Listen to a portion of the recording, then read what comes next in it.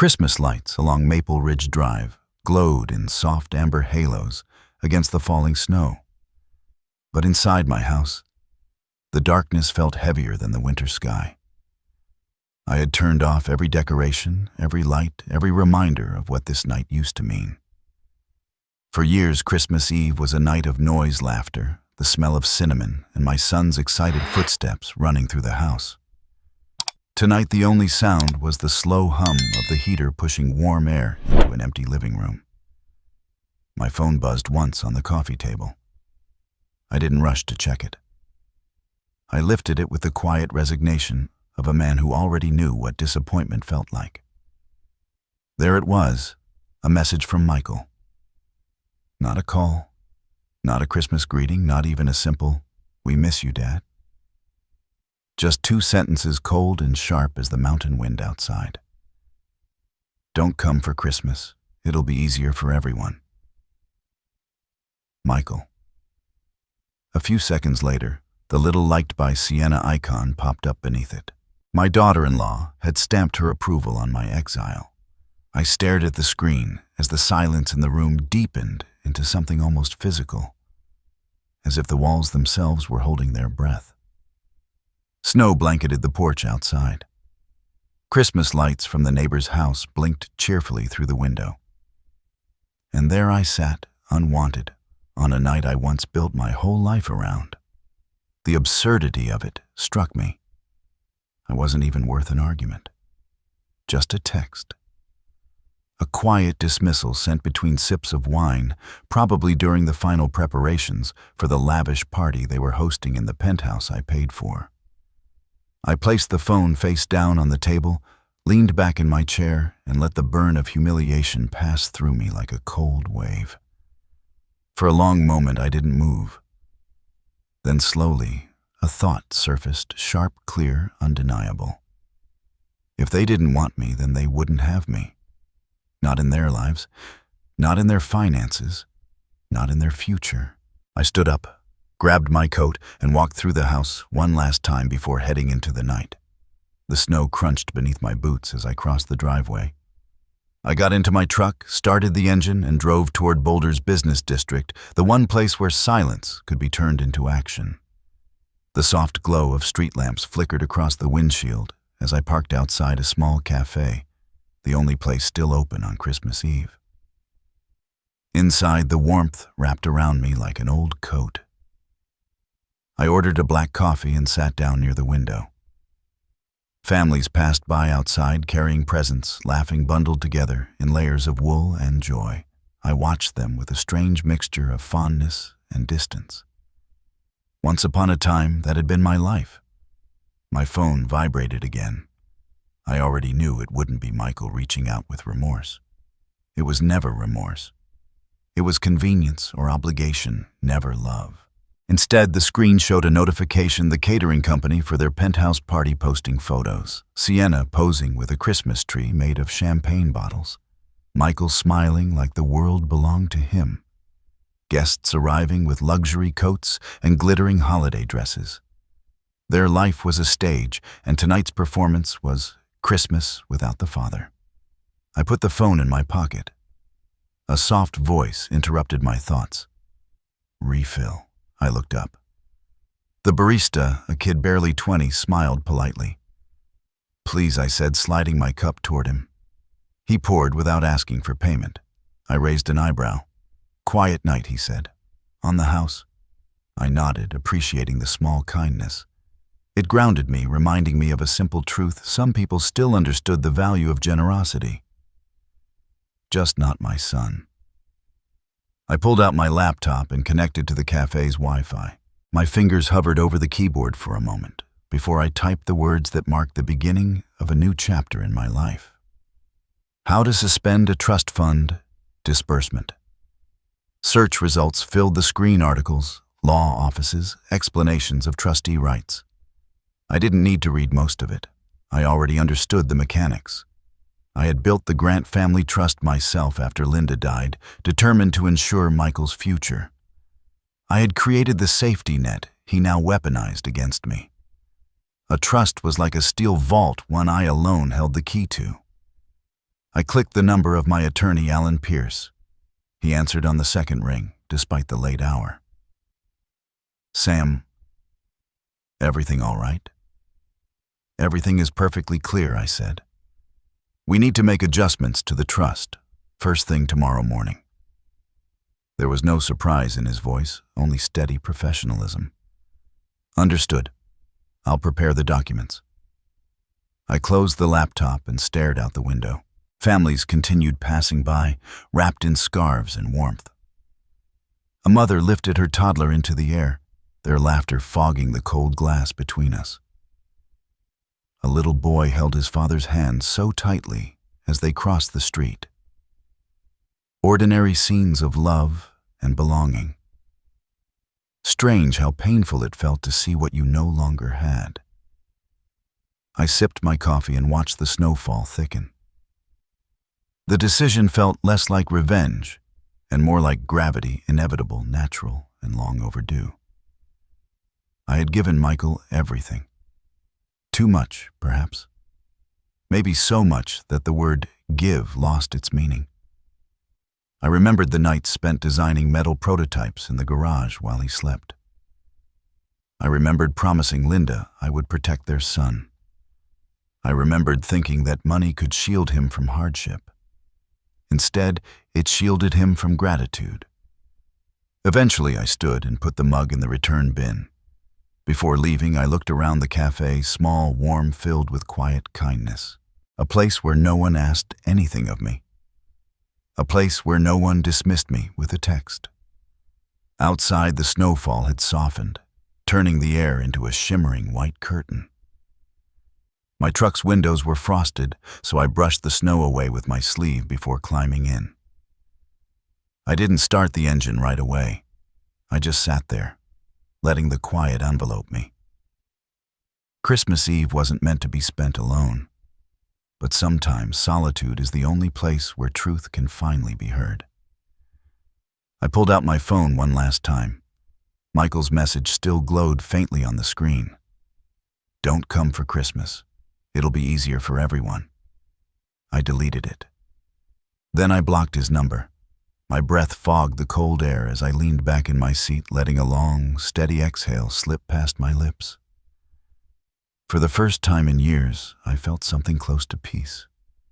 Not happiness, not relief, just clarity. Tomorrow morning, the real work would begin. The trust would be rewritten.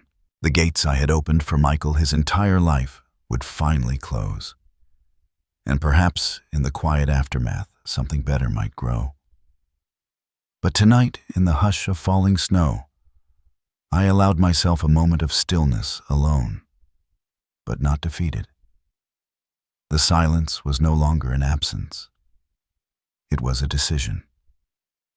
The drive to Pierce and Wallace the next morning felt like moving through a different world. The snow had stopped leaving behind a bright, clean silence over Boulder. The roads were mostly empty, and the sky had that pale winter blue that always reminded me of Linda's favorite December mornings. I kept both hands on the wheel, steady calm feeling strangely detached from everything, except the decision ahead. The parking lot was quiet when I arrived. The glass doors reflected the mountains behind me, sharp, cold, timeless. I pushed them open and stepped inside the polished lobby where soft instrumental music played over hidden speakers. The receptionist looked up in surprise. Not many people scheduled meetings on Christmas morning. "Good morning, Mr. Grant," she said respectfully.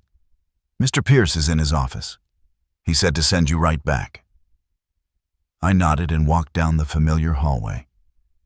Every step felt like I was crossing a threshold between two lives, the man who let entitlement grow out of love and the man who had finally learned to prune back the rot. Alan stood by the panoramic window overlooking the ridge. He turned when he heard my footsteps, studying me with that perceptive gaze he'd mastered long before I ever met him. "I half expected you not to come," he said. "I gave your office my word," I replied simply. We sat across from each other at his wide mahogany desk. 2 folders lay between us. I recognized the first Grant family trust. The second was new thinner, labeled Amendment Draft. "Before we begin," Alan said gently, "I want to be sure you're acting with clarity, not emotion." "For the first time in years," I said, "I am." He nodded and opened the amendment. "Then let's review."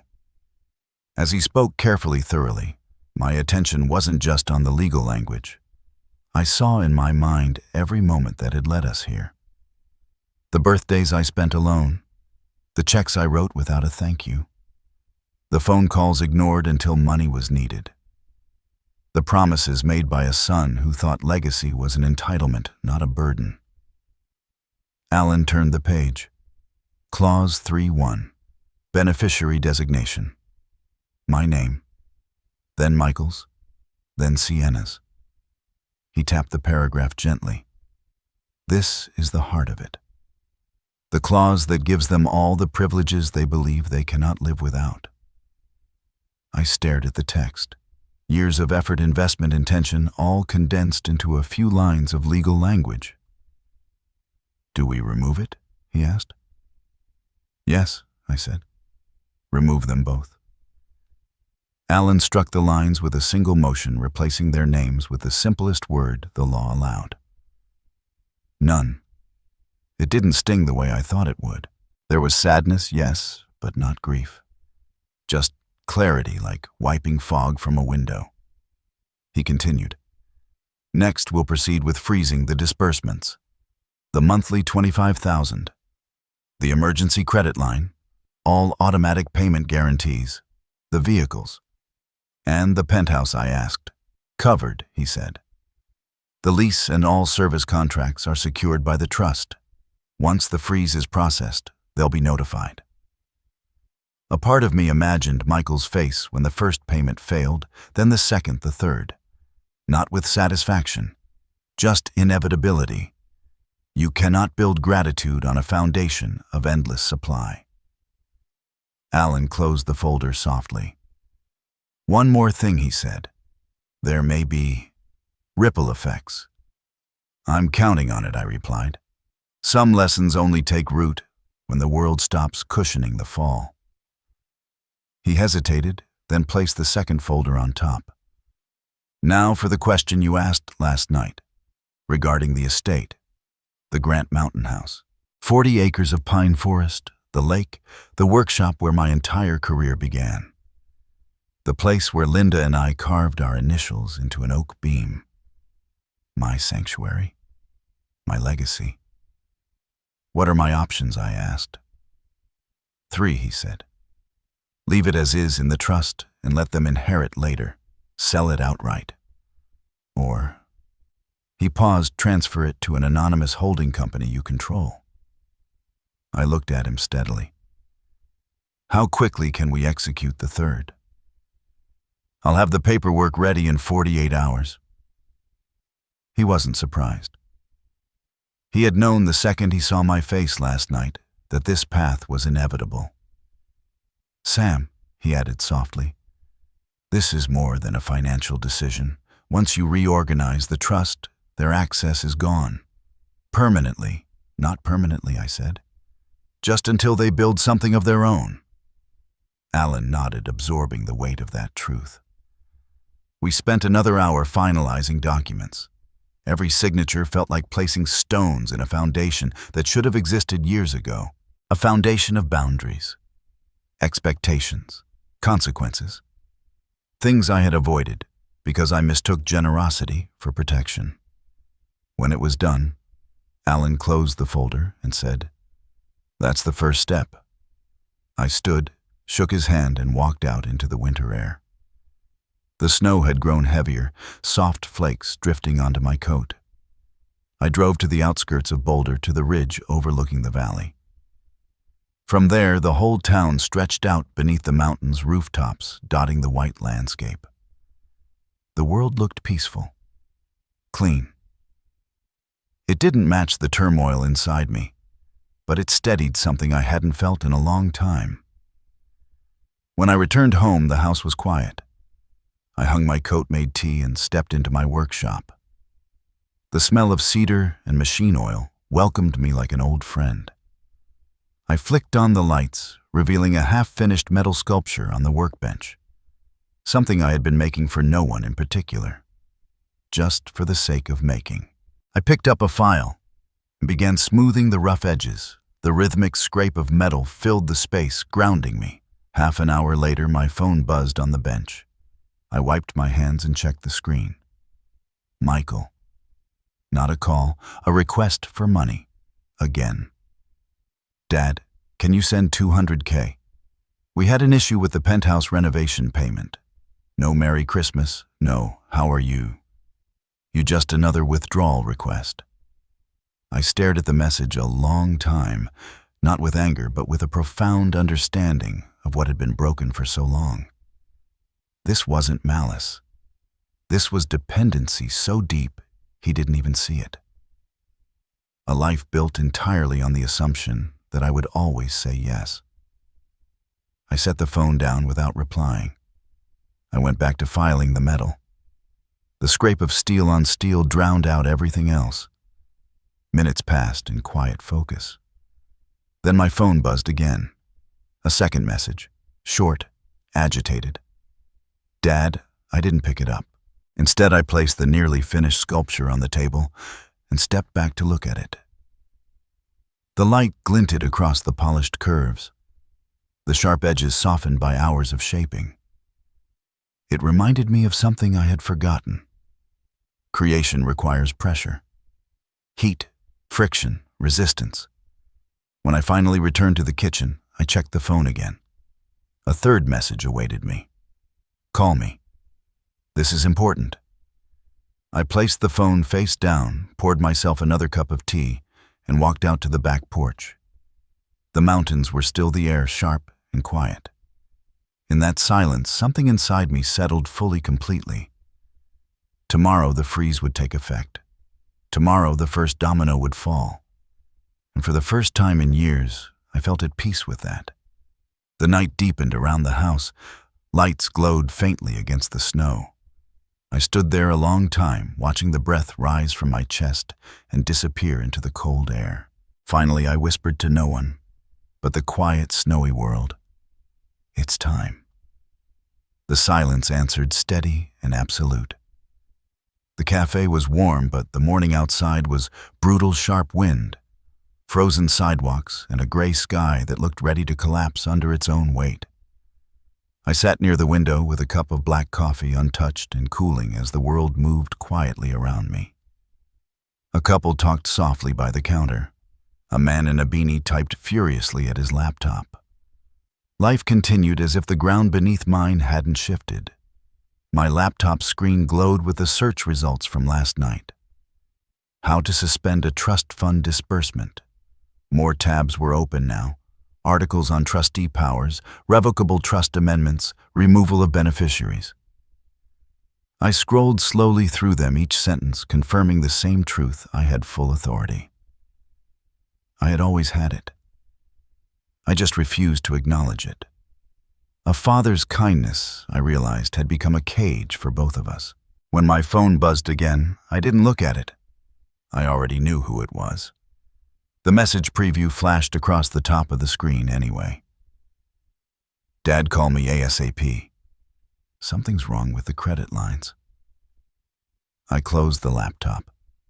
At exactly 9 a.m., I walked into Pearson Wallace again. Alan was already waiting in the conference room. He pushed a thick folder across the table, the gold letters catching the overhead light. Grant Family Trust Amendment Number 4.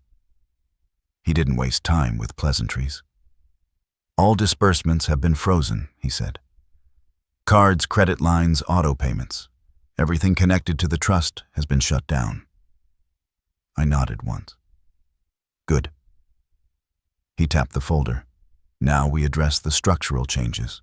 I signed where he indicated, each signature clean and deliberate. I didn't rush. I didn't hesitate. I moved with a clarity that surprised even me. When it was done, Alan gathered the papers and stood. That's it. The freeze is in full effect. For a moment, a quiet clarity settled over me, cold, steady, freeing. On the drive home, the radio played holiday music, but the cheerfulness felt disconnected from the truth unfolding behind me in Denver, where my son and his wife were undoubtedly discovering the first cracks in the life they'd built on money that wasn't theirs. I reached the house just as the wind shifted, blowing snow across the driveway in thin white sheets. Inside, I placed my coat on its hook and walked into the study. The place smelled of cedar and old books, grounding me. I turned on the lamp, the warm light casting soft shadows across the wood-grain desk. I opened the banking portal on my computer, not because I needed reassurance, but because I wanted documentation. A red banner greeted me, all linked accounts suspended. And below it, in smaller text, beneficiary access revoked. I exhaled long and steady. Outside, a car passed on the snowy road, its engine fading into the distance. Everything around me felt calm, measured, controlled. A stark contrast to the storm gathering miles away. An email notification appeared on the screen. Grant Family Trust Activity Report delivered. I opened it, scanning the list of automated messages sent out that morning. Suspension notice to the penthouse leasing office. Credit guarantee removal from the Range Rover dealership. Frozen membership notification to the high-end gym. Cleared balance errors flagged at 2 luxury boutiques. Canceled auto payments to wine clubs, catering services, and designer subscription programs.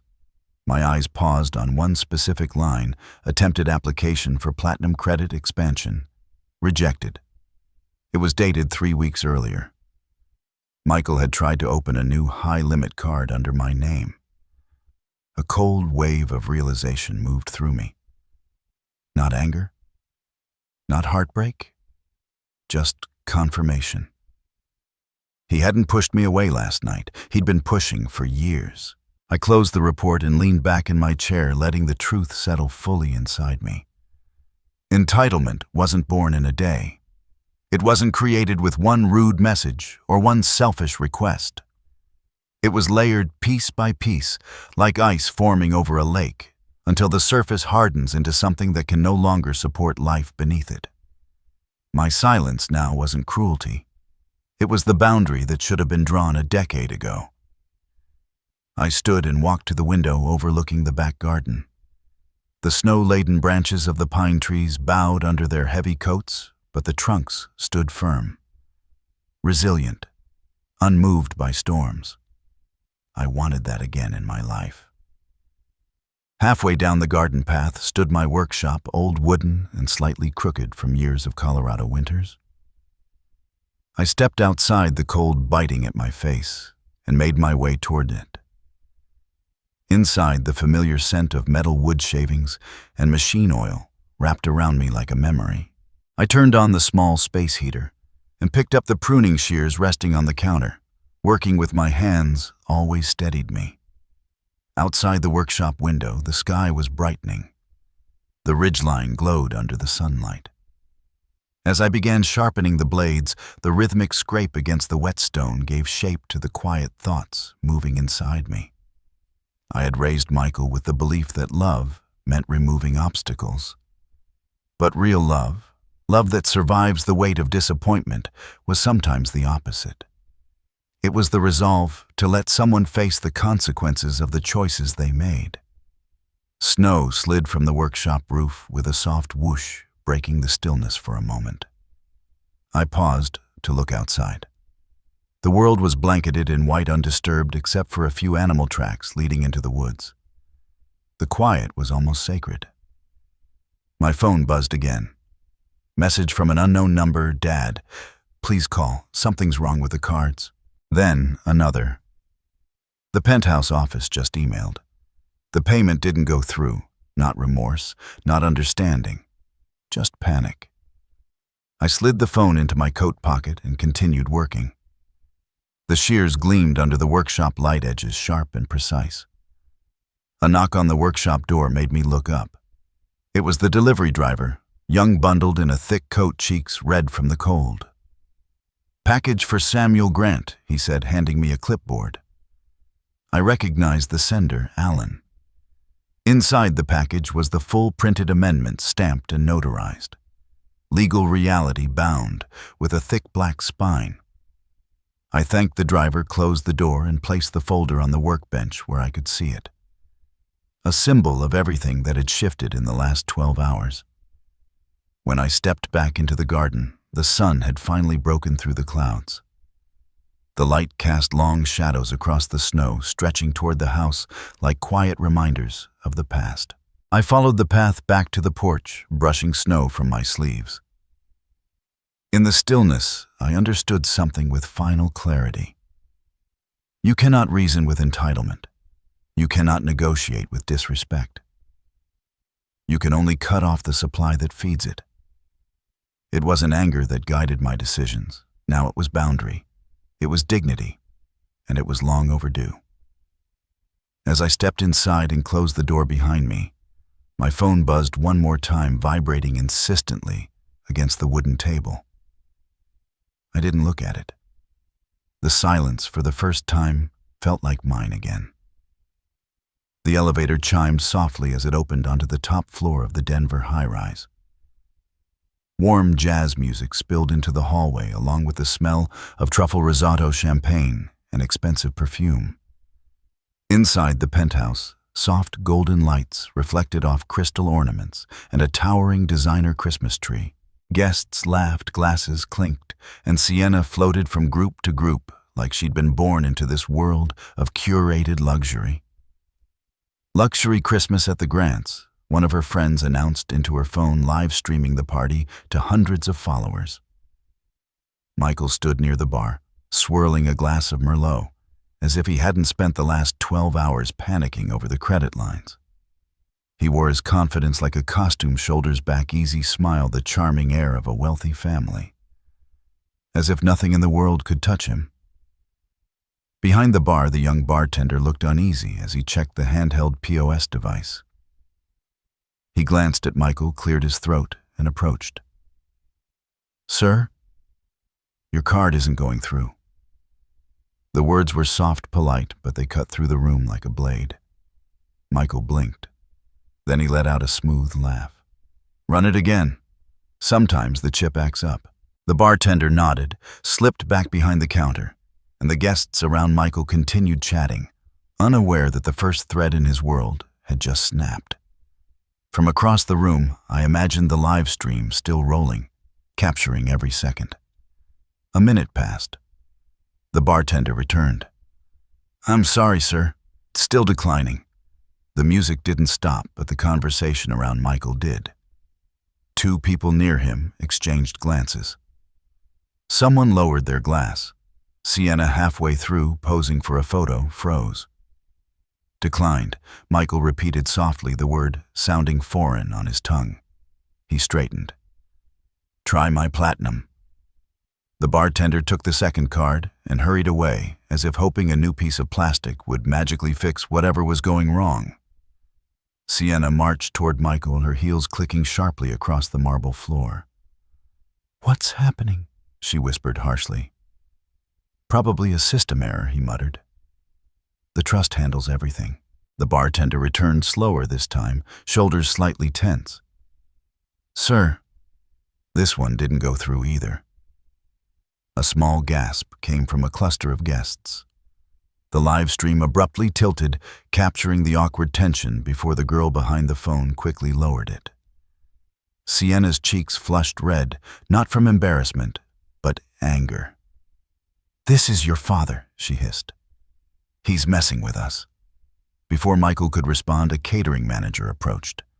"Mr. Grant, we'll need the remaining balance for tonight's service. When you're ready." Michael gave him a stiff nod, masking his rising panic. "Of course. I'm dealing with a card issue. Give me a moment." The manager stepped back. The bartender stepped back. The entire party seemed to shift away from Michael and Sienna, as if their misfortune were contagious. Sienna grabbed his arm harder this time.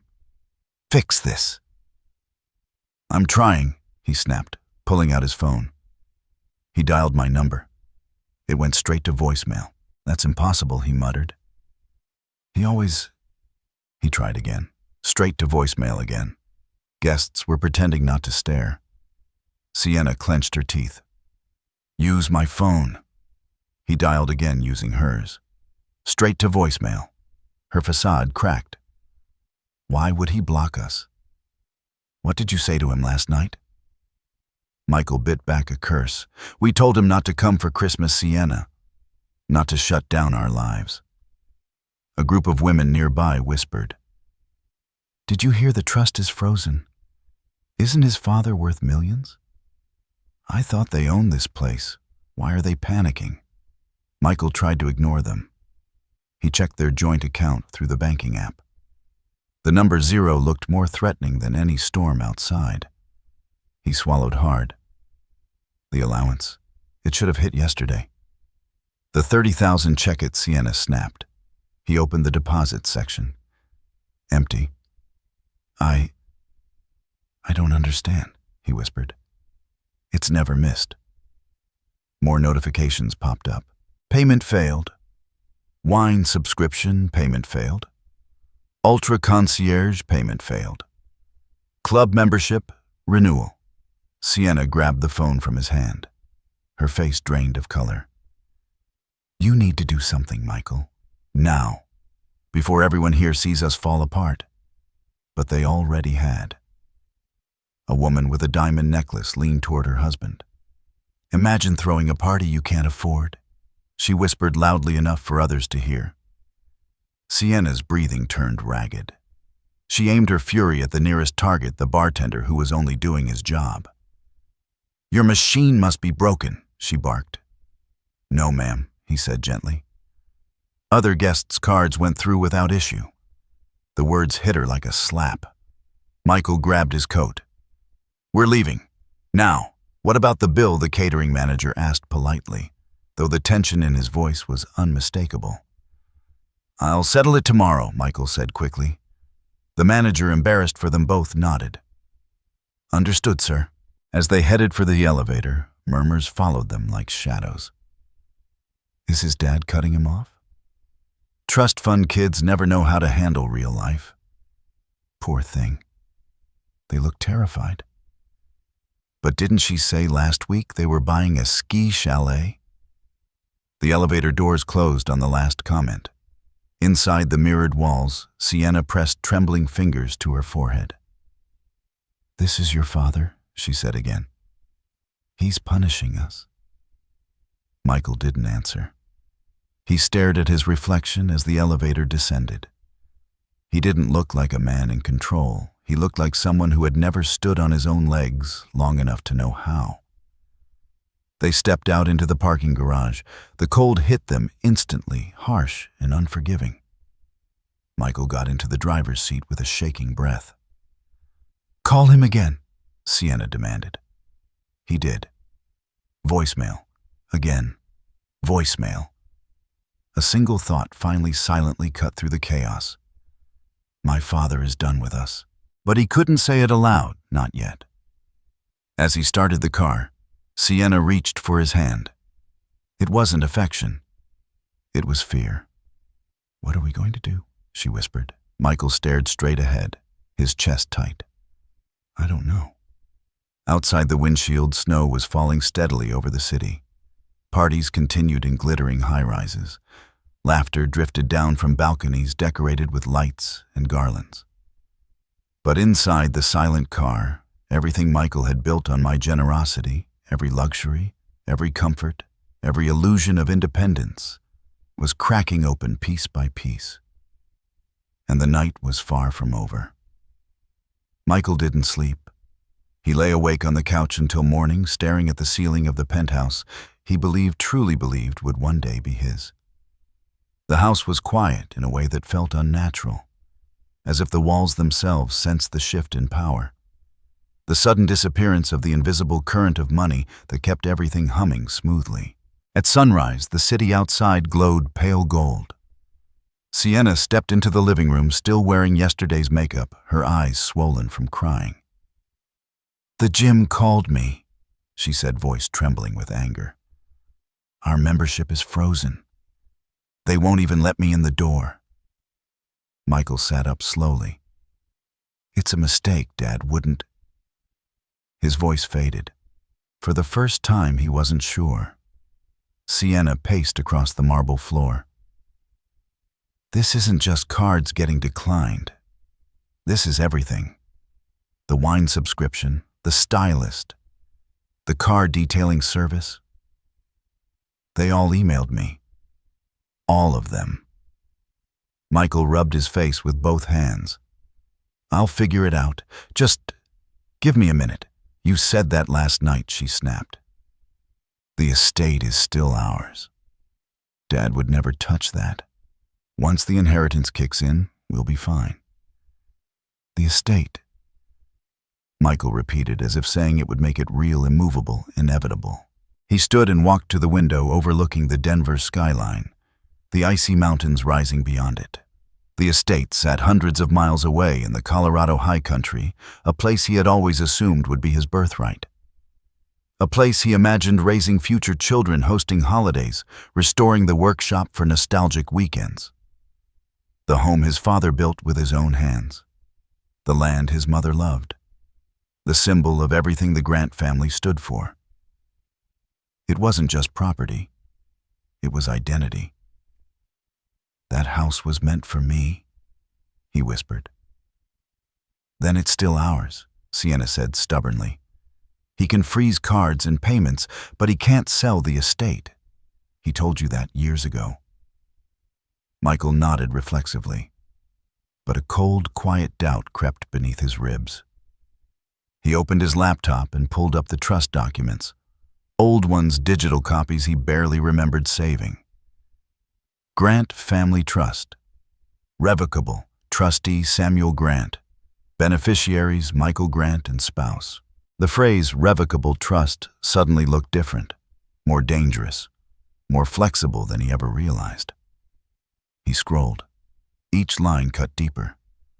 "The trustee retains full authority to amend, revoke, or dissolve the trust at any time." He swallowed.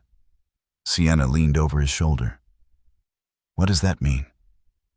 "That he can change anything," Michael whispered, "whenever he wants." "No," she said quickly. "No, he wouldn't. He promised." Michael closed the laptop. Promises aren't binding in legal language. She stepped back, shaking her head. "What if he tries to sell it?" she asked. "He can't," Michael said automatically, but his voice lacked conviction. "He wouldn't do that. It's our legacy." Legacy. That word again. A shield he'd been lifting for years, not realizing it was made of paper. The doorbell rang. Both of them stiffened. "What now?" Sienna whispered. Michael opened the door to find a neatly dressed building representative holding a clipboard. "Mr. Grant," the man said politely. "We're contacting residents with expiring access passes to various properties held by the trust. We noticed your passes for the Aspen Ridge estate are up for renewal. They would need to be reauthorized by the trustee." Michael stared at him. "Reauthorized?" "By my father." "Yes, sir. Only the trustee can renew. And if he doesn't?" The man hesitated. "Then the passes become void." Sienna stepped forward. "We own that estate." The representative blinked. "Actually, ma'am, the estate is owned by the trust, and only the trustee has authority. If you'd like, I can send you the documentation." Michael slammed the door shut. Sienna turned on him. "Michael, what if he really is planning something?" Michael ran a hand through his hair. No, he wouldn't. He's angry, but he wouldn't take it that far." Sienna grabbed his arm. "You blocked his number. You insulted him. Then told him not to come for Christmas. Don't you see what this looks like? He's showing us exactly what being on our own feels like." Michael shook his head stubbornly. "He wouldn't ruin the estate. He loves that house. Mom loved that house. He'd never sell it. Never." But even as he said it, his voice cracked. The estate wasn't just important to Michael, it was sacred to Samuel. He'd restored every beam and floorboard by hand. He'd planted every tree in the orchard with Linda. Their initials were carved into the workshop door. Selling it would be like erasing his own history. And yet, Samuel was capable of precision, of focus, of decisions that cut deep when the situation called for it. Michael had forgotten that. Or maybe he had never noticed. Sienna sat down hard on the couch. "What do we do?" Michael didn't answer right away. He walked to the bookshelf, pulled down an old photo album he hadn't opened in years. Pictures of him as a kid running through the estate meadow, riding on Samuel's shoulders, learning to use a hammer in the workshop, standing proudly with his mother by the lake at sunset. The estate had always been the promise beneath everything. Every argument, every mistake, every slip-up. Even when he threw tantrums as a teenager, even when he wasted money in college, even when he dropped out of Colorado State after 2 years, because it was boring, the estate was waiting in the background, like a guarantee. An inheritance he never had to earn. Michael, Sienna asked softly. He stared at the photos a long time. "He won't sell it," he finally said. "Are you sure he closed the album? It's the only thing he has left of her." Sienna looked away. Maybe that's why he'd sell it, he frowned. She continued, her voice low and shaking. "Maybe it hurts him now, being there alone. Maybe every room reminds him of her. Maybe punishing us isn't the whole story. Maybe he's trying to let go of something he can't bear." Michael didn't know what to say. He didn't want to imagine his father grieving alone in a cold mountain house. He didn't want to imagine his father being strong enough to cut ties that deeply. He didn't want to imagine himself as the reason for any of it. He turned away. "I'm calling, Alan." Sienna's eyes widened. "Your father's lawyer? He won't talk to you. He'll have to," Michael said, grabbing his phone. "He knows me." He dialed the law office. A receptionist answered. "This is Michael Grant. I need to speak with Mr. Pierce immediately." "I'm sorry, Mr. Grant," she said. "Mr. Pierce cannot discuss your father's legal affairs without his written consent. My father is my family." There was a pause. "He is also our client." The line went quiet as she gently hung up. Michael lowered the phone. Sienna stared at him. "This is real, isn't it?" Michael swallowed the truth that tasted like metal. "We still have the estate." "Do we?" she whispered. He inhaled sharply. "He would never take that from me." "People change," she said. "No." Michael insisted, more desperate now.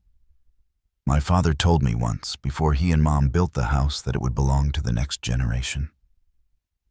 That means me. He wouldn't go against that."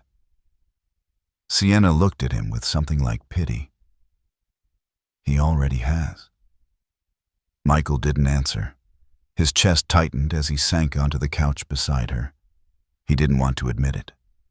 But deep down, he felt the truth moving like a cold wind through every part of him. The estate wasn't safe. Nothing was. And miles away, in an office filled with glass and paperwork, Samuel was already signing documents that would change everything.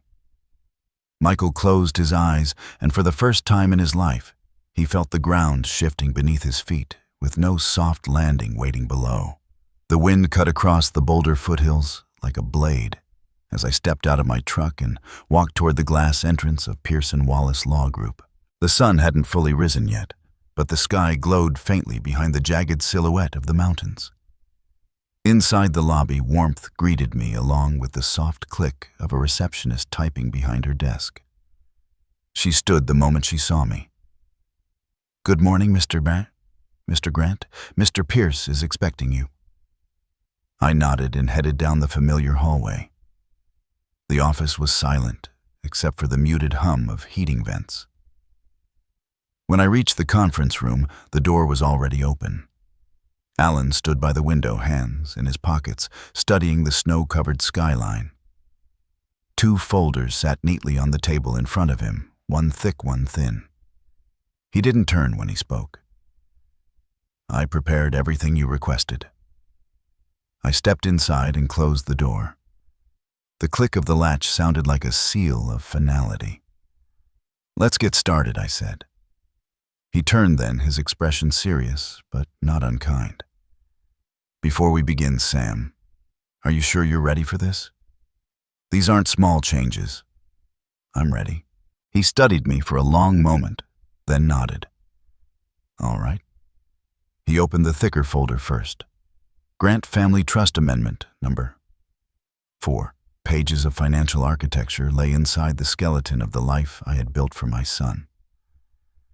I pulled the chair out and sat, the leather creaking softly beneath me. Alan took his seat across from me. "We'll begin with the beneficiary removal," he said. "Once signed, it's immediate. You retain full control. They lose access to every line tied to the trust." I scanned the page. My name remained unchanged. Under primary beneficiaries, the lines for Michael and Sienna were marked for deletion. The space beneath was empty. I reached for the pen. "It's time," I said. My signature landed on the page with the steady certainty of a man who had already mourned what he was losing. When it was done, Alan turned to the next document. "This authorizes the complete freeze of all outgoing disbursements. Credit lines, card, guarantees automatic payments, all suspended." "I know," I said quietly. After this, he continued. "Their lifestyle will collapse almost immediately. It already started last night." Alan arched an eyebrow. "Ah, then the timing is appropriate." I signed again. He closed the folder. "That concludes the trust restructuring," he said. "Now, the estate." He slid the thinner folder across the table. On its cover, Confidential Purchase Agreement, Grant Mountain Estate. I opened it. The first page outlined the full property description: acres, structures, registered water rights, mineral rights, timber value. The second page detailed the sale method: anonymous corporate acquisition. "You asked how fast we can secure a buyer," Alan said. "The answer is immediately. The interest in the estate is enormous. I already have private inquiries waiting." I looked up. "And the anonymous option?" He gestured to the next page. "It's been established. Canyon Ridge Holdings, LLC. Fully compliant, fully untraceable, and fully in your control." I scanned the LLC paperwork. Formed 3 weeks ago, registered in state, member managed, sole owner, North Summit Capital, LLC. I turned another page. North Summit Capital, LLC, sole member, Samuel Grant. "You layered it," I said. "It's standard in transactions of this scale," he replied. "If you choose to purchase the estate yourself, there will be no way for anyone, your son included, to know unless you tell them." I leaned back in my chair for a moment, absorbing the weight of what lay before me. "This isn't just a financial move, Alan." "No," he said quietly. "It's not. I'm not doing this to destroy him. I know. I'm doing this so he has something left to build." Alan gave a faint nod. "And boundaries are sometimes the first brick." I closed the file. "Prepare the final documents. I already have." He opened his briefcase and pulled out 2 signature pages. The first authorizes the sale of the estate from the trust.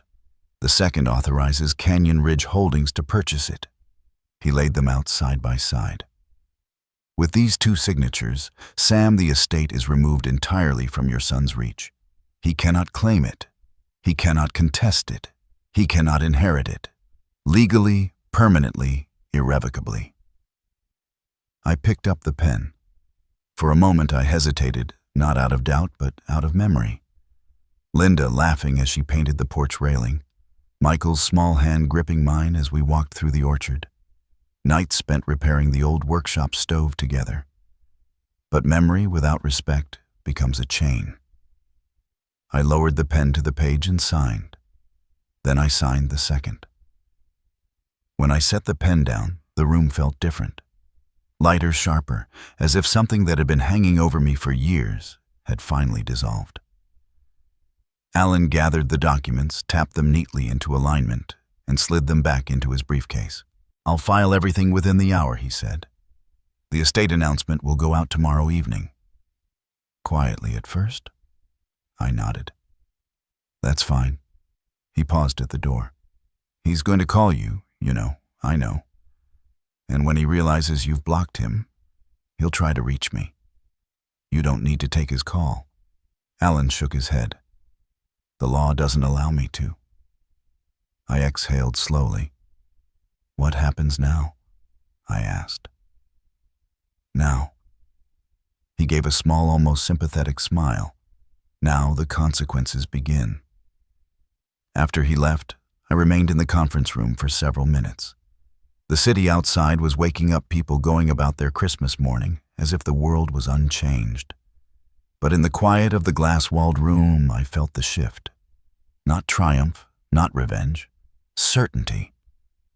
On the drive home, the mountains glowed under the rising sun, their peaks orange with early light. The snow on the pines sparkled like thousands of tiny mirrors. I pulled into my driveway and sat for a moment watching the breath fog the windshield. Inside the house, the air was warm, still scented faintly of pine from the wreath I'd hung weeks ago. I walked into my study, placed the signed documents on the desks, and stared at them for a long time. Then my phone buzzed. One missed call, then another, then a third. All from unknown numbers. I didn't answer. I went out to the garden instead. The snow crunched beneath my boots. My roses, dormant for winter, stood like quiet reminders of seasons past.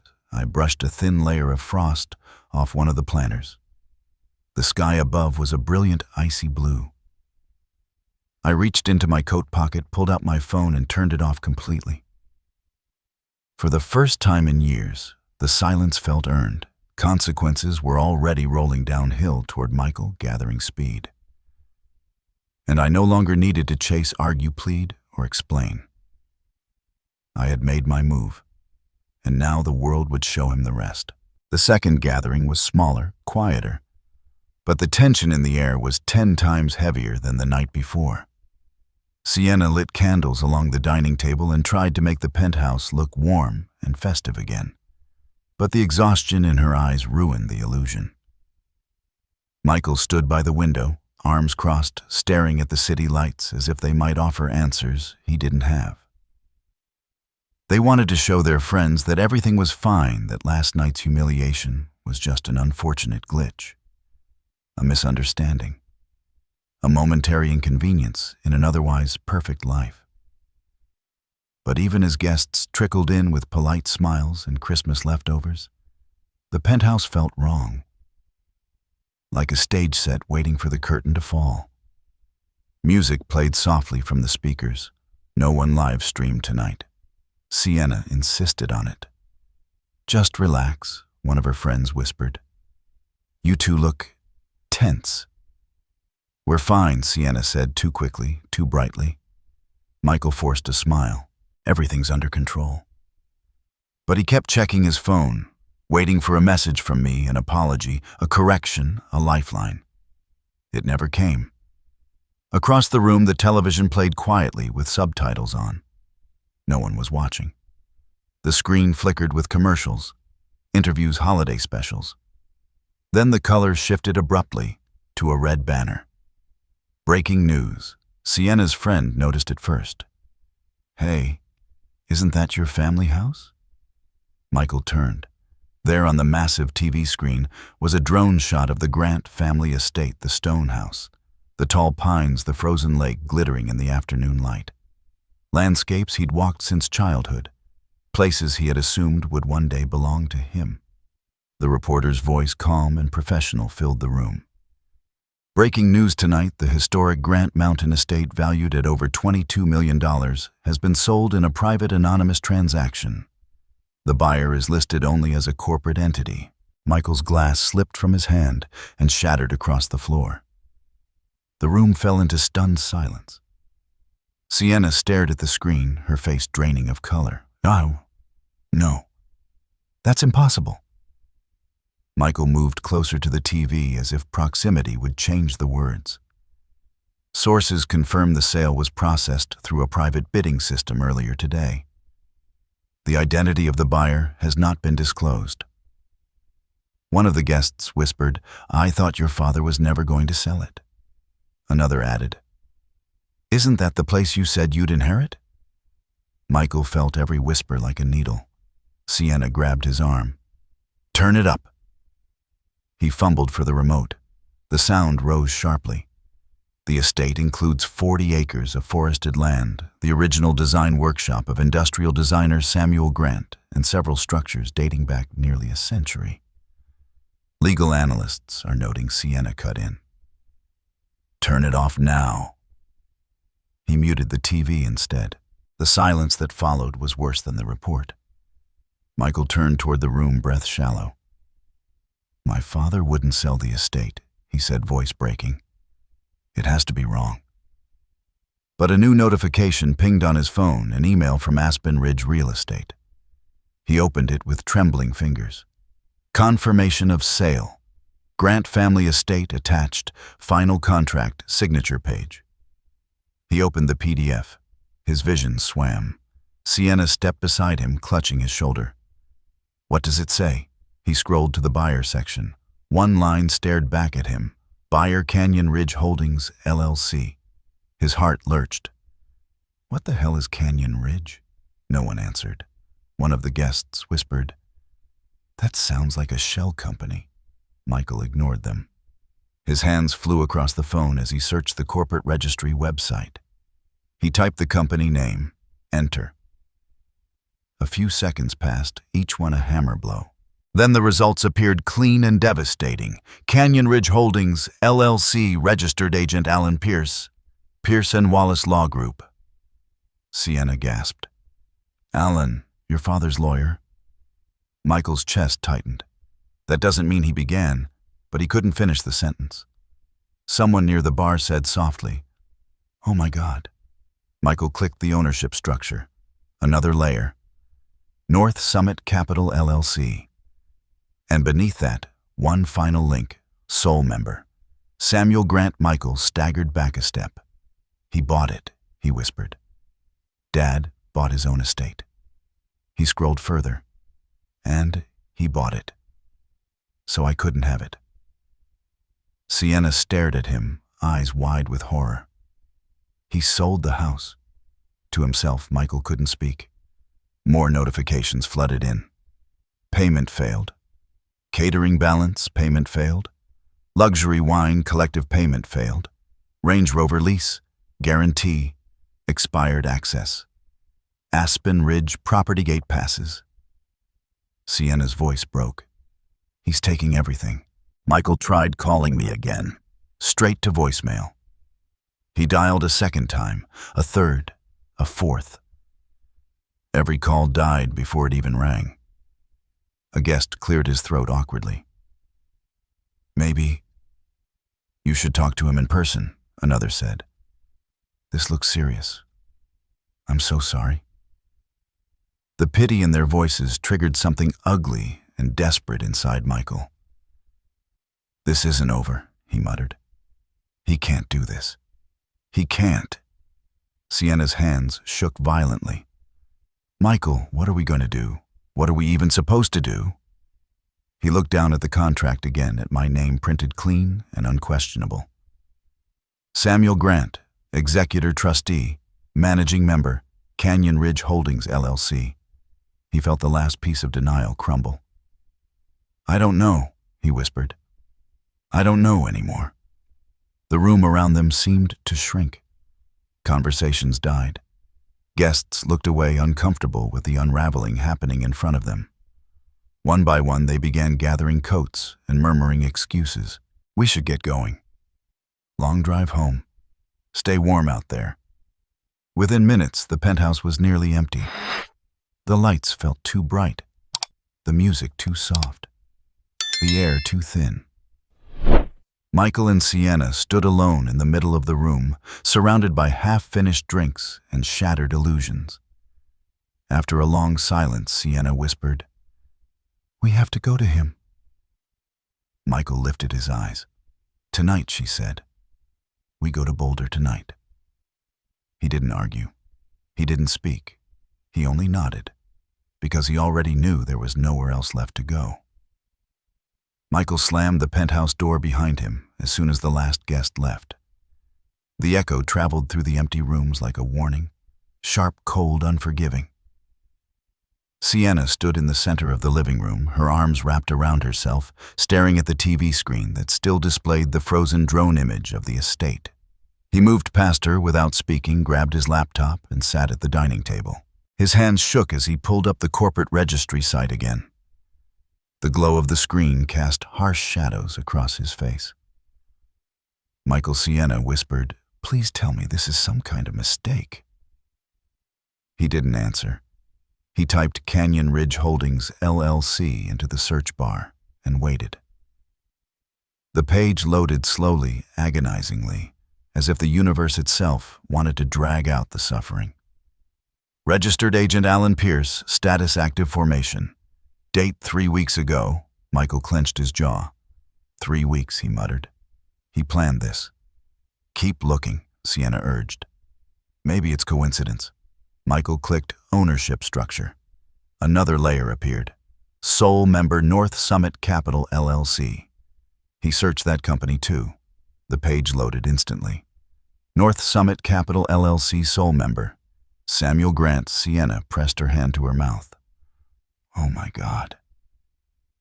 Michael stared at the screen, hollowed out. He didn't sell the estate to some stranger. He bought it himself. Why? She breathed. Why would he do that? To keep it from us. Michael said the words, cutting his throat as they left. This was deliberate. He clicked the PDF attached to the email again, zooming in on the signature page. There it was.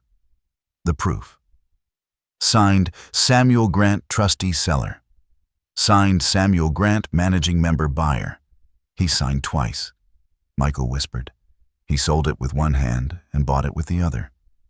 Sienna sank into a chair as if her legs had given out.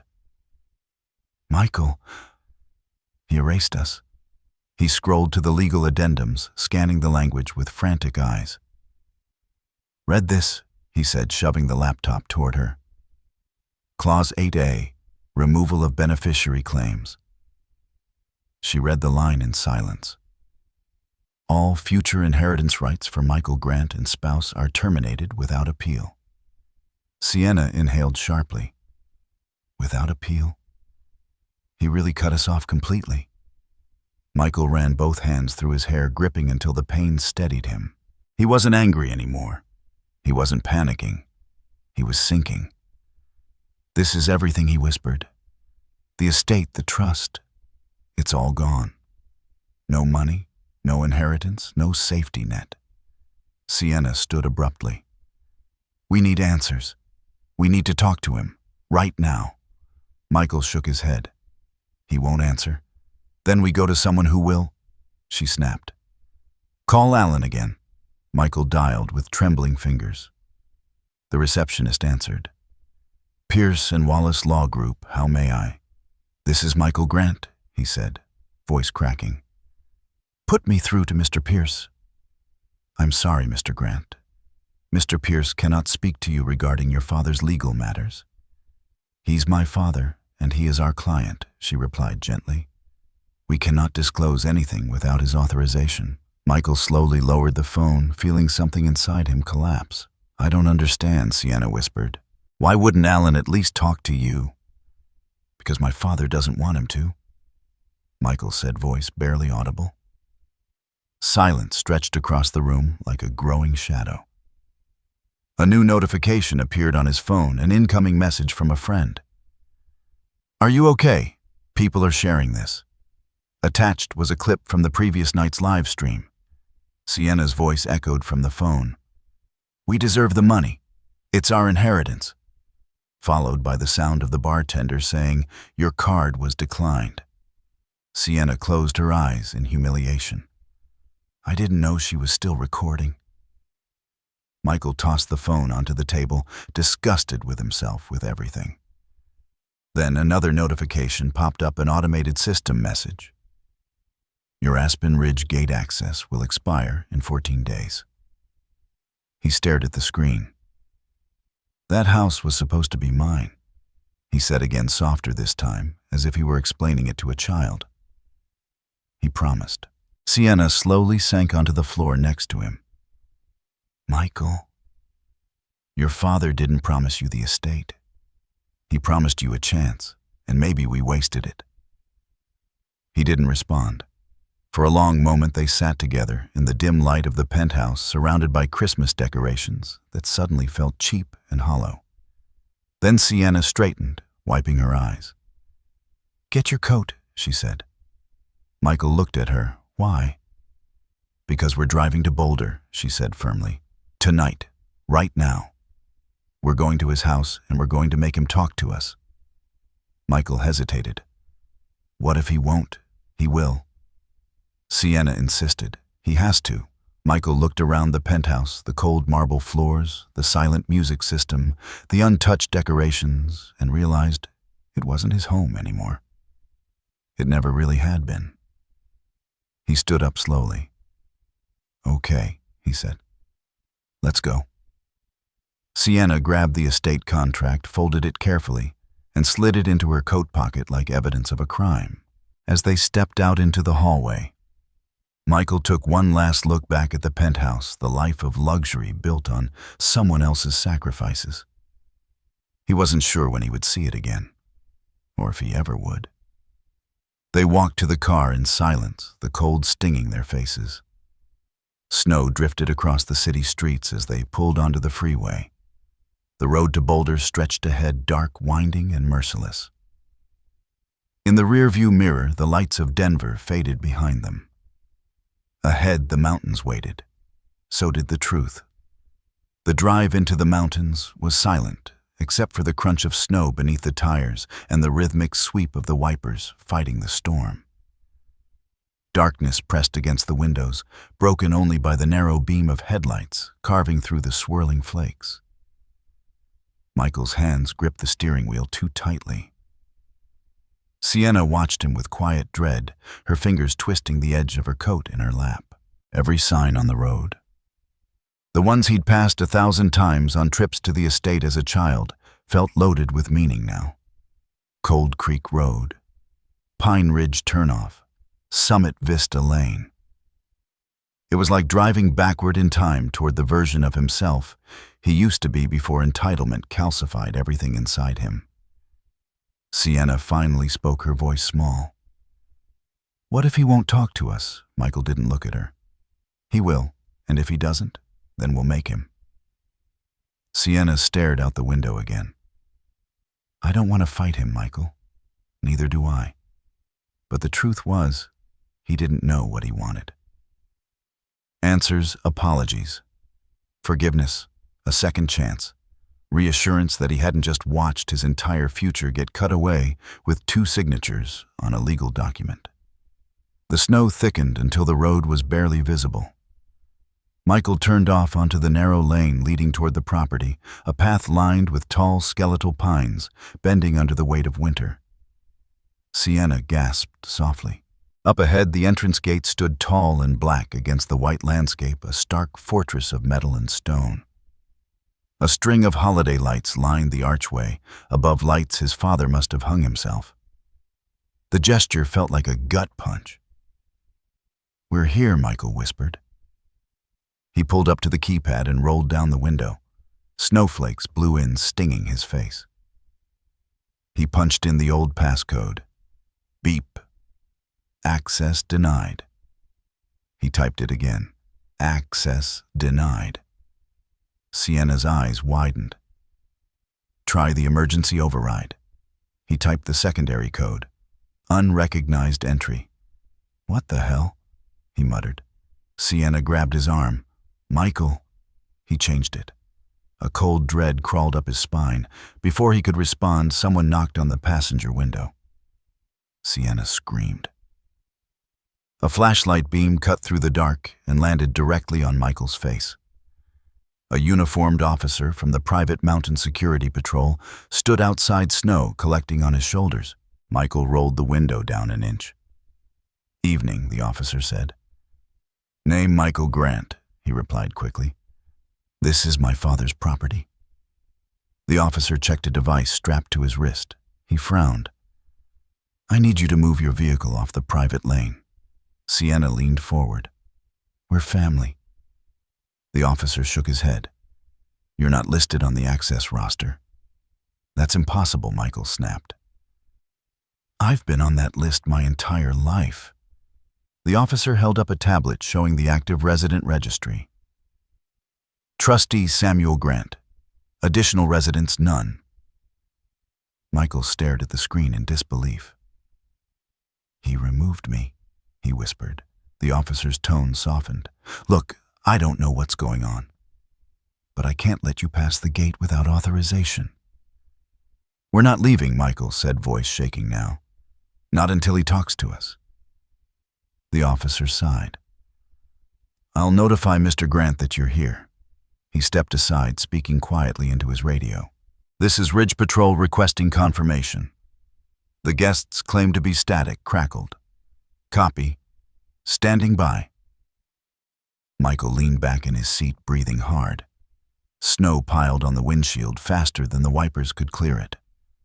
The storm felt like part of the confrontation, wild, merciless, unblinking. After what felt like an eternity, the officer returned. "Mr. Grant has been notified." Michael sat up straight. "And?" The officer hesitated. "He acknowledged the message." "Acknowledged," Sienna echoed. "What does that mean?" "It means he knows you're here," and Michael repeated, voice rising. "And he said no entry." Sienna's hand flew to her mouth. Michael's heart slammed against his ribs. "No, no, no. He has to see us." "I'm sorry, sir," the officer said. "You'll need to leave the property. If you remain, it becomes trespassing." Something inside Michael snapped. He shoved the door open and stepped out into the storm. Snow swallowed his shoes, instantly soaking through his socks. Wind whipped his coat as he staggered toward the iron gate. "Dad," he shouted. "Dad, come out here." His voice vanished into the storm, as if the mountains themselves swallowed it. "Dad." He screamed louder. The only answer was the wind howling through the trees. He slammed his palms against the metal gate. Cold shot through his arms. "Come out, damn it!" Sienna ran after him. "Michael, stop! Stop!" He kept hitting the gate until the officer grabbed his shoulders and pulled him back gently but firmly. "That's enough," the officer said. "This won't change anything." Michael sagged against him, defeated. Through the bars of the gate he saw something in the distance. A faint golden glow in the back garden. His father's greenhouse. A distant silhouette moved inside, slow, calm, methodical. Samuel Grant, tending his plants as if nothing were happening. Michael froze. "Dad?" he whispered.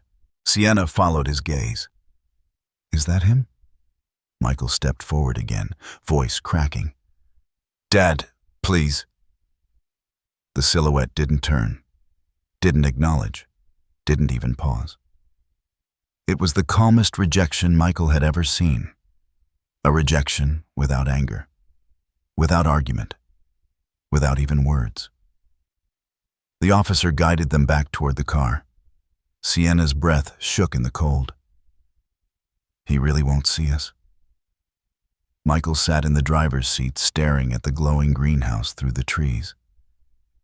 He wasn't angry anymore. He wasn't panicking. He was scared. "He meant it," Michael whispered. He really meant it. They sat in silence until the officer finally stepped back. "I'm giving you 5 minutes to leave on your own," he said. "Please don't make this harder." Michael didn't answer. He couldn't. He looked at the estate one last time, the house he grew up in, the land he assumed was his future, The life he thought was guaranteed. All of it sealed behind iron gates. All of it out of reach. He put the car in reverse. As they drove away, the headlights lit the falling snow like a curtain closing over a stage. And behind them, the glow of the greenhouse faded into darkness. Michael didn't speak the entire ride back to Denver. His hands were locked at 10 and 2 knuckles, white jaw rigid, eyes unblinking as the tires carved through the slush on the mountain highway. Sienna kept glancing at him, waiting for him to say something, anything. But the silence between them had grown too heavy to lift. An hour into the drive, her phone buzzed. The sound made both of them jump. She checked the screen. Final notice, payment failed. Penthouse lease. Outstanding balance, $31,200. Immediate action required, she swallowed. Michael, the lease payment. Not now. He muttered, voice flat. She turned the screen away, afraid that anything she said would detonate what little calm remained in the car. Half an hour later, another alert appeared. Your Range Rover account has entered repossession review. Michael didn't look, but his grip on the wheel tightened until his fingers trembled. Sienna finally spoke. We have to face this. No, we don't, he snapped. Yes, she insisted. We do. We can't pretend this is temporary anymore. He slammed his palm against the steering wheel. I know it's not temporary. The outburst shocked them both. The storm outside swallowed the echo. Michael exhaled shakily. I don't understand why he'd do this. Why like this? Sienna stared at him with something between anger and heartbreak. Because he's been asking you for years to grow up, Michael. You just never heard him. He flinched as if she'd struck him. She softened. We both didn't hear him.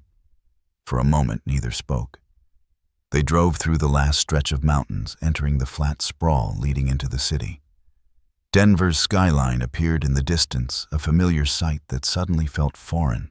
Another alert buzzed, then another, then another. Michael finally muttered, Just read them. Sienna's voice shook. Michael, these aren't from bills. What are they? She held up the screen. Social media notifications. Thousands.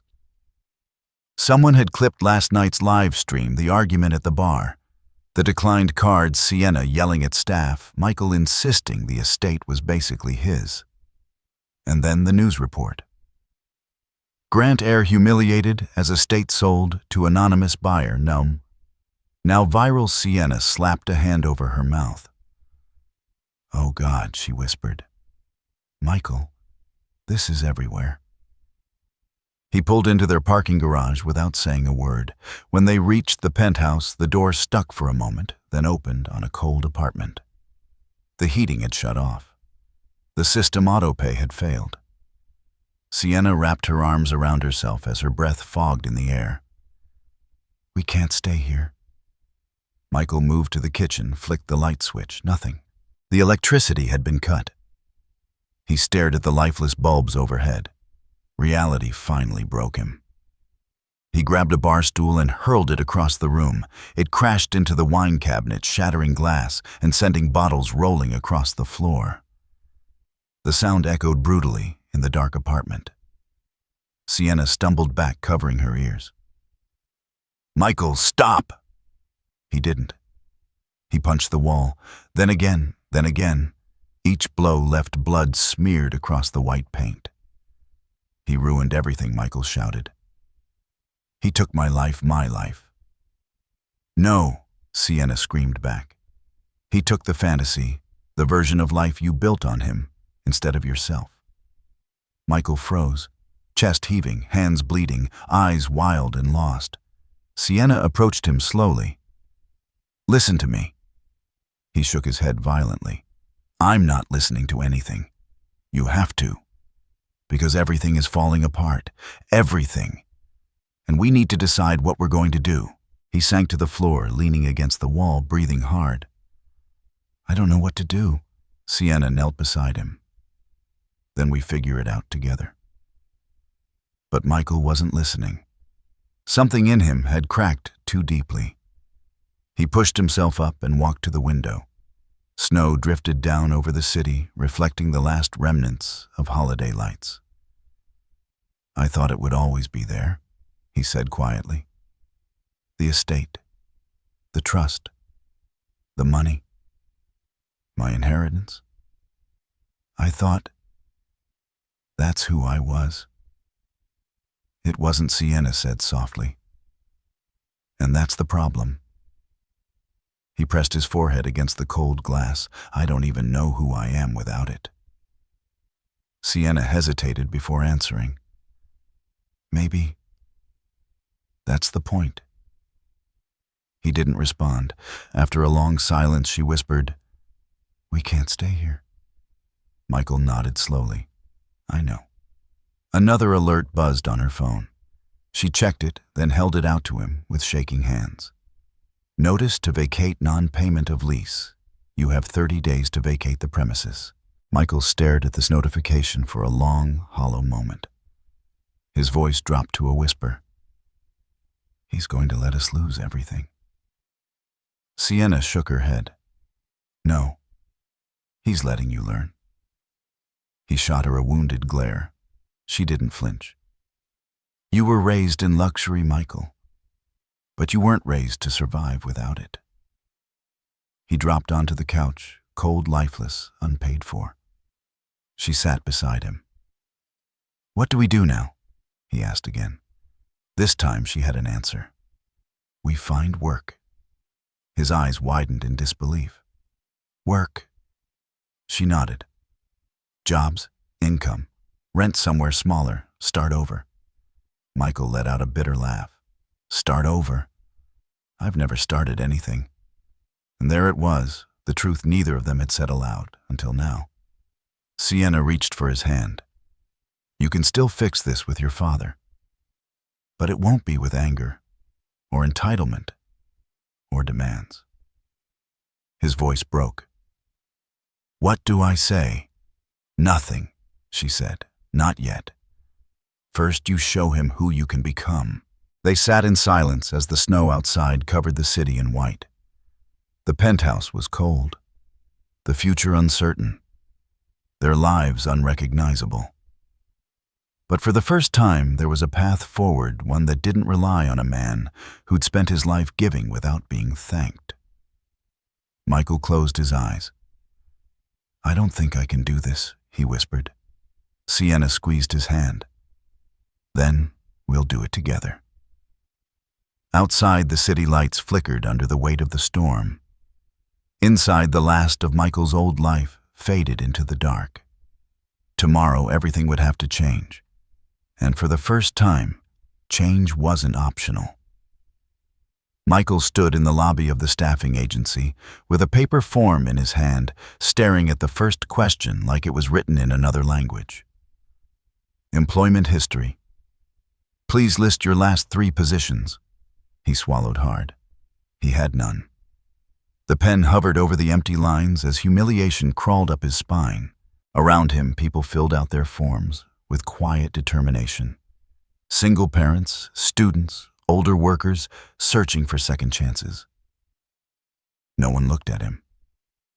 No one cared who he was. For the first time in his life, he was invisible. Sienna sat beside him already halfway through her own form. She glanced over and saw the blank section on his page. It's okay, she whispered gently. Just write the truth. The truth, he muttered. That I've never held a job, that the closest thing I have to work experience is choosing wine for a dinner party. She didn't laugh. She didn't scold. She simply touched his arm. Everyone starts somewhere. He exhaled shakily and wrote, None. The agency assigned them different interview slots. Sienna was whisked away first to speak with a retail placement coordinator. Michael was sent to logistics and labor, a section of the office that smelled faintly of coffee and industrial cleaner. A man named Ron, a broad-shouldered guy with kind eyes and a faded flannel shirt, sat across from him. "So," Michael, Ron said, scanning his form. "You're looking for an entry-level position?" Michael nodded tightly. "Yes. I see here. No prior work experience." Michael forced himself to meet his gaze. "That's correct." Ron didn't judge. He simply set the paper down. "That's all right. We all start somewhere. What kind of work are you hoping to do?" Michael opened his mouth and shut it. What was he hoping for? An office job. Something comfortable, something where his hands stayed clean. He remembered the penthouse, the Range Rover, the trust, the estate, the gates closing in his face. He shook his head. Anything. Ron studied him for a moment, as if evaluating whether anything meant nothing hard. Finally, he nodded. "We've got an opening with a distribution center, warehouse work, sorting, scanning, loading. It's honest work. Good people." Michael's instinct was to say no. His pride pushed against his ribs, but pride had led him exactly nowhere. "I'll take it," he whispered. Ron smiled. "You'll start next week." When the interview ended, Michael stepped outside and felt an unexpected sensation. Something shaky, unfamiliar, but real. Relief. Not because the job was glamorous, not because it matched the life he once knew, but because it was his. Sienna met him on the sidewalk. "How did it go?" "I got a job," he said. She lit up. "Michael, that's incredible. I did too. They placed me at a boutique in Cherry Creek, floor manager." He blinked. "That's really good." She shrugged. "It's honest work." They stood in the cold winter air, facing each other in quiet understanding. There was no champagne, no applause, no trust money cushioning the moment. But it was the first step they'd taken together under their own weight. For the next week, Michael learned what real mornings felt like. He woke at 5 a.m., pulled on steel-toe boots, and drove an old second-hand sedan, a car they bought with the last of their savings, to the distribution center. On his first day, the warehouse manager, a wiry man named Jay, gave him safety goggles and gloves. "You ever worked in logistics?" Jay asked. "No," Michael admitted. "Well," Jay said, clapping him on the shoulder, "by the end of this shift you will have." There was no luxury here, no inherited authority, no shortcuts. Just rows of conveyor belts, the hum of machinery, and the ache of muscles Michael didn't know he had. By lunchtime, his back hurt. By hour 7, he was drenched in sweat. By the end of the day, he wanted to collapse. But when he signed his time card, something in him shifted. He had earned those hours. He had earned that paycheck. At night, he and Sienna returned to their new apartment, a modest 2-bedroom above a laundromat. The floor creaked. The radiator hissed, and the walls were thin enough that they could hear the neighbor's TV. They didn't decorate. They didn't have much to decorate with. But it was theirs. One evening, Sienna sat at the small kitchen table sorting receipts, budgeting their first week's income. Michael watched her with a heavy mixture of guilt and awe. "I'm sorry," he said quietly, "for everything. For assuming the world would always bend for me." She looked up. "It's okay. We can fix things." He shook his head. "Not the estate, not the trust." "No," she agreed. "But maybe your relationship with your father." Michael didn't answer. Later that night, after Sienna went to bed, he stood by the window of their small apartment. The street lamps cast weak halos of yellow light on the snow-covered road. He could see his own reflection in the glass, tired, worn, humbled. He pulled out his phone and scrolled through old messages from his father. Birthday wishes, reminders to visit, invitations he ignored, words he never answered. At the very bottom of the thread, one message stood out. "Proud of you, son." Call me when you have time." He hadn't replied. Michael's throat tightened. He typed a new message, hesitated, deleted it, and tried again. "Dad, I'm working now. I'm trying. I don't expect anything. I just hope you're okay." His thumb hovered over send. He didn't press it. Not yet. He locked the phone and set it down, staring into the snow-lit night. He wasn't ready, but he was closer than he'd ever been. And for the first time in his 32 years, Michael felt something unfamiliar. The slow, painful beginning of growth. The first cracks in the shell of entitlement. The faint, tentative emergence of the man his father had always hoped he could become. The next steps would be harder. But they would be his. The first real snowfall of February arrived overnight, covering Boulder in a soft white blanket that sparkled under the morning sun.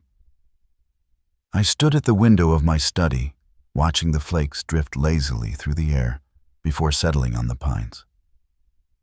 The house was quiet in the way I liked, no buzzing phones, no entitled demands, no background tension humming beneath the surface. For the first time in years, peace felt like something I had earned, instead of something I was desperately trying to maintain. On my desk sat a stack of letters, the hopeful kind. Students applying for the first round of the Grant Horizons Scholarship attaching essays filled with grit and determination. Stories of kids working 2 jobs, raising siblings, fighting their way toward degrees in engineering, industrial design, and business. I had read dozens already, each one reminding me why I made the choices I did. Legacy wasn't about inheritance, it was about impact. I signed another approval letter, sealed it, and set it aside. A knock sounded at the front door. I wasn't expecting anyone. When I opened it, the cold rushed in, along with the sight of my son. Michael stood on the porch wearing a heavy work jacket, the logo of the distribution center stitched on the chest. His hair was dusted with snow. His boots were worn. His face was thinner, older, not from time but from responsibility. Behind him, no luxury car waited. He'd taken the bus. He held a small paper bag in his gloved hands. For a long moment, neither of us spoke. "Dad," he finally said, voice low. "I wasn't sure if you'd open the door." I heard the knock, I answered simply. His breath trembled on the exhale. "I know I don't deserve much, but I wanted to see you." He held the paper bag out awkwardly. "It's coffee," he said. "From the place near my building. I don't know if it's any good, but it's the best I could do." I took the bag gently. "Thank you."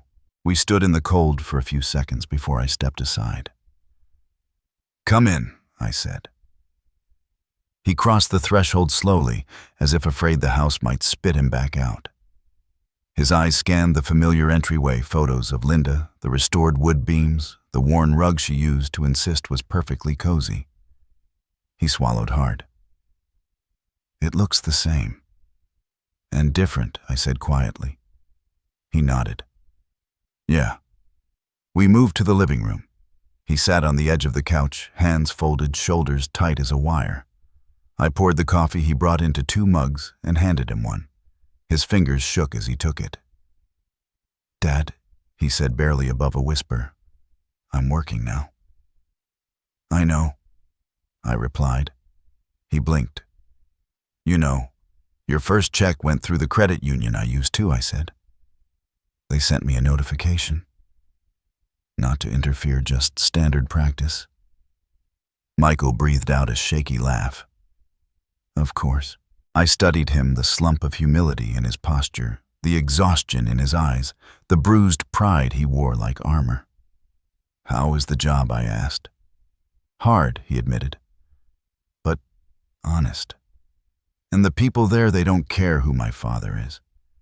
They care if I show up, if I do the work." He hesitated. "I've never had that before." He stared into his mug. "I thought I could skip the work because of what you built." I thought life worked like that. Silence stretched between us. Not sharp this time. Not hostile, just real. Michael looked up, eyes red. "Dad, I'm sorry." Not the performative apologies he'd given in that conference room. Not excuses, not bargaining, just the truth. For the text, for the entitlement, for acting like everything you gave me was nothing. His voice cracked. "I thought you'd always be there to fix things.